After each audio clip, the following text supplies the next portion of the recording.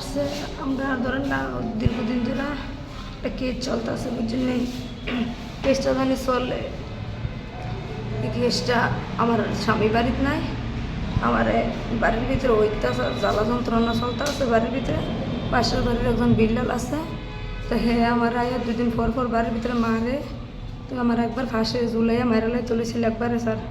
তো মারালাই তো লন আমার ফাঁসে ঝুলে রাখছে তারা ঝুলে রেখে সেরকম আমি বলে নিজে ফাঁস লাগাইছি তো আজকে তারা কেসের তারিখ গেছে তো এবারে আমি তারা বাড়ির কাছে আর একজন লোক সাক্ষী আছিল তো আমি এনে গেছি যাও না এবারে এবারে তো মামি আমার ডাক দিছে বেটিটা মামি দেখে যান আপনারা আমার জানি কাগজটা আছে নোটিশটা এটা আপনারা না কাগজটা আপনারা কেসের তো আমি আপনারা তো আমি সাক্ষী দিছি না আপনারা ডাইছে গেলে ও কে তারা আমার নিচ্ছে এসে গেছে যাওয়ানে ওইবারের বেড়া বা আজকের থেকে পরশু দিন গিয়েছে নিজে আমার দৌড়ান লাগাইছে তোর একবার মাইরা জাল কাটা আজকে কি দিয়েছে শোনেন না পরশু দিন মাইরা মানে নোটিশের কাগজ যাওয়ানে বাড়িতে গিয়ে আমার নিজে দৌড়ে এসে আমি চিল্লে বিল্লে ইয়ে করছি আমার শাশুড়ি তারা সবাই আসছিল বাড়ি এবার দৌড়ে গেছে তা আজকে সাক্ষী দিয়া আইয়াসেরা বেটি মহিলা আমার ডাক দিয়ে নিছে নিয়ে এসেরা কইতেছে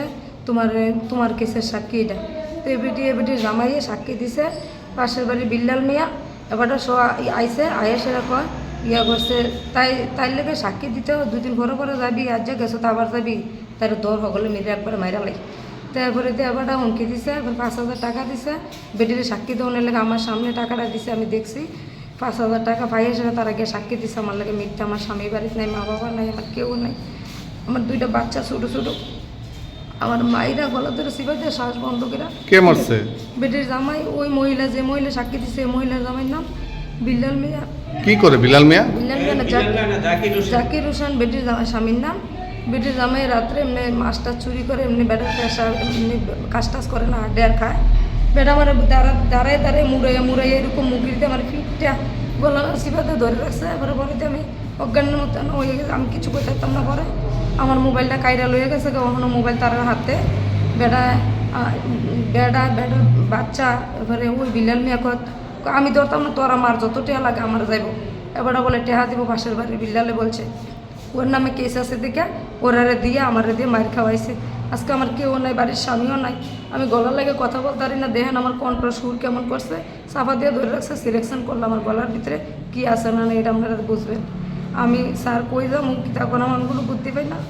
আমার 2টা বাচ্চা ছোটো ছোটো কই আছে কইতে পারি না মামলা করবেন না এমনি আমি মামলা করাম ওই পাশের বাড়ির বিল্লালে 2 দিন পর আমার বাড়িতে গিয়ে উশৃঙ্খলতা করে আমার কইছে আমার বলে মারবো ঘরের ভিতরে একবারে মায়েরা সেটা আমার 2টা বাচ্চা সহ শুরু বাচ্চা ডেলিভারি বলে তার সাউডি বিরে ঘরে কোবাই আমি তার বাড়ির বাউন্ডারি কাজ হইতো না টিনের বেড়া কই বেড়া কাটটা সেটা গিয়ে বলে আমার মায়েরা লাগবো বিল্লালে কাল পরশু দিন হুমকি দিছে আমার শ্রেণী দিয়ে দৌড়ান দিছে বুঝছি আমি সিললে গিয়ে ঘরের ভিতরে ঢুকছি জালের ঘর বড় জালের ঘর আমার শাশুড়ি সব মানুষ বাড়িতে আসলো আমার ওই পাশের বাড়ির বিল্লাল এটি কর্তা আছে ও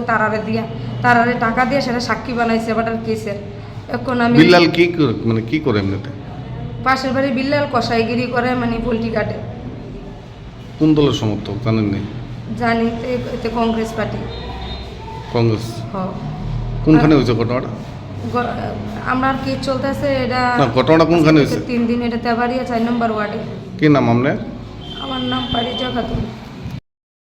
ওই তো মহাপাড়া তেপারি একটা কল আসলো পরিমুরাতে পারিয়া হ্যাঁ পরিমুরাতে পারিয়া তেপারিয়া হ্যাঁ। একটা মাইট পিটিছে ওই একজন মহিলা ভীষণ অসুস্থ কে মারছে? মারছে পাড়ার প্রতিবেশীরই আমরা তো কল পাইয়া গেছি গিয়া অসুস্থ অবস্থা দেখলাম খুব সিরিয়াস আমরা সঙ্গে সঙ্গে